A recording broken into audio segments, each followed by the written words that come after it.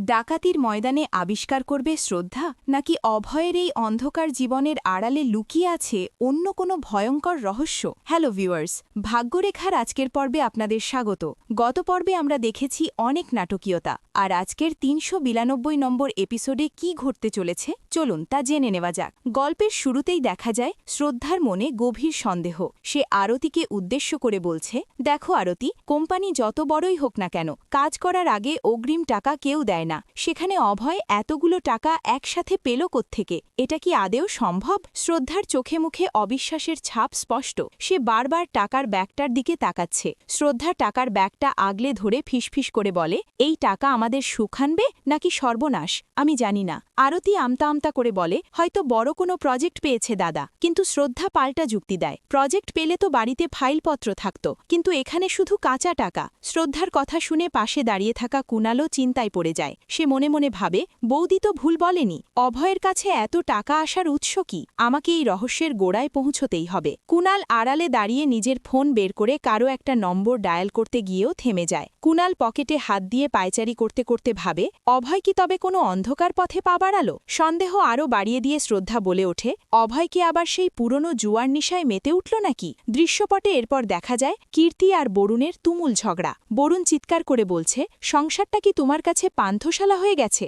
যে যখন খুশি আসবে আর যাবে? ঝগড়ার শব্দ শুনে শ্রদ্ধা সেখানে ছুটে যায়। পেছনে আসে অভয়ও। অভয় পরিস্থিতি সামাল দিতে বরুণকে বোঝায়, দেখ ভাই, তোর বউ সারা রাত কাজ করে ফিরেছে, ক্লান্ত শরীরে হয়তো তোকে ফোন করতে ভুলে গেছে, এখন তাকে একটু বিশ্রাম নিতে দে। কিন্তু বরুণ রেগে উত্তর দেয়, কাজ তো আমরাও করি, কিন্তু ওর এই হুটহাট বাইরে যাওয়া আমার একদম পছন্দ নয়। আর শ্রদ্ধা দিদি, তুমি তো সবসময় ওর পক্ষ নাও, আজ কেন চুপ করে আছো? তোমাদের বলে লাভ কি? দিন শেষে দোষ তো সব আমারই হবে। বরুণ যাওয়ার সময় ঘর কাঁপিয়ে বলে, এই বাড়িতে শান্তির চেয়ে অশান্তির পাল্লাই এখন ভারী হয়ে গেছে। এই বলে বরুণ সেখান থেকে গটগট করে চলে যায়। কীর্তি নিজের মনেই বিড়বিড় করে, সবাইকে বাঁচানোর দায়িত্ব নিতে গিয়ে আমি কি তবে নিজের সংসারটাই হারিয়ে ফেলব? কীর্তি চোখের জল মুছে স্থির দৃষ্টিতে বরুণের যাওয়ার দিকে তাকিয়ে থাকে। অভয় তাকে সান্ত্বনা দিতে গেলে সে হাত সরিয়ে দেয়। পরবর্তীতে আমরা দেখি, অভয় যখন বরুণের মাকে সান্ত্বনা দিচ্ছিল, তখন হঠাৎই তার চোখের সামনে সবকিছু ঝাপসা হতে শুরু করে। সে অস্থির হয়ে ওঠে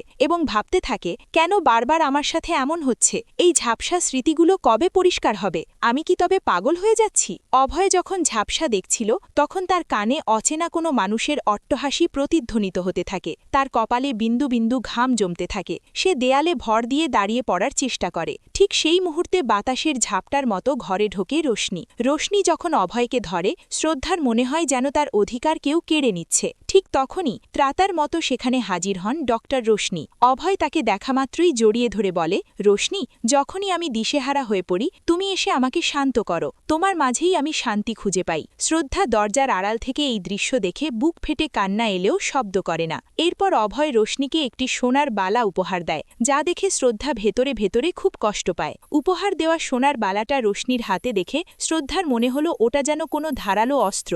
শ্রদ্ধা নিজের ঘরে ফিরে বিমর্ষ হয়ে পড়ে। সে ভাবে, একদিকে অভয়ের পুরনো স্মৃতি নেই, আর অন্যদিকে সে নতুন করে স্মৃতি তৈরি করছে। আলমারি থেকে কাপড় বের করতে গিয়ে হঠাৎ তাদের একটি বাধাই করা ছবি নিচে পড়ে ভেঙে যায়। আতঙ্কিত শ্রদ্ধা এটাকে অশুভ লক্ষণ হিসেবে ধরে নেয়। ভাঙা কাচের টুকরোয় নিজের রক্তাক্ত প্রতিচ্ছবি দেখে শ্রদ্ধা ফুপিয়ে ওঠে। সম্পর্কগুলো কি এভাবেই চুরমার হয়ে যাবে? ভাঙা কাচের ওপর দিয়ে প্রিয়জনের মুখগুলো চুরমার হয়ে যেতে দেখে তার হৃৎস্পন্দন বেড়ে যায়। কাচ সরাতে গিয়ে তার হাত কেটে রক্ত ঝরতে থাকে। তখন রোশনি সেখানে এসে শ্রদ্ধাকে বোঝানোর চেষ্টা করে। রোশনির চোখে এক মুহূর্তের জন্য এমন এক রহস্যময় চাউনি ফুটে ওঠে, যা শ্রদ্ধার ভয় ধরিয়ে দেয়। রোশনি শ্রদ্ধার হাত ব্যান্ডেজ করতে করতে বলে, বিশ্বাস করো দিদি, আমি ওর মনে কষ্ট দিতে চাইনি। রোশনি কথা দেয় সে দ্রুতই সব ঠিক করে ফিরবে, কিন্তু শ্রদ্ধার মনে হয় রোশনির এই আশ্বাস যেন বালির বাঁধ। গল্পের মোড় ঘোরে। রাতে শ্রদ্ধা দেখে অভয় চুপি চুপি বাড়ি থেকে বেরোচ্ছে।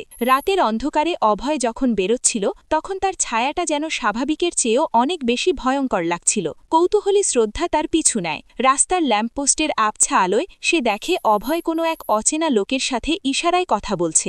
অচেনা লোকটা অভয়ের কানে কানে বলে, আজকের কাজটা ঠিকমতো করতে পারলে তুমি আর অভাবের মুখ দেখবে না। দেখা যায় অভয় এবং তার সঙ্গীরা একটি বাড়িতে ডাকাতি করতে ঢুকেছে।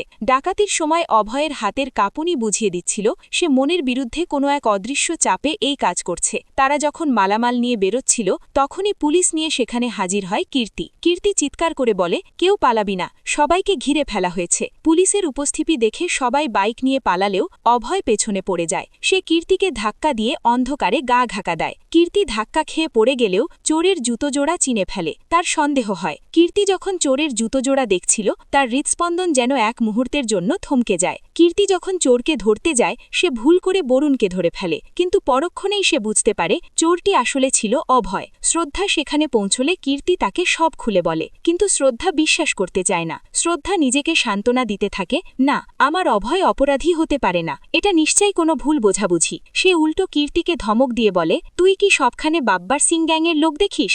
অভয়কে কেন এর মধ্যে টানছিস? আমার অভয় চোর হতে পারে না, তুই ওকে ফাঁসাতে চাইছিস।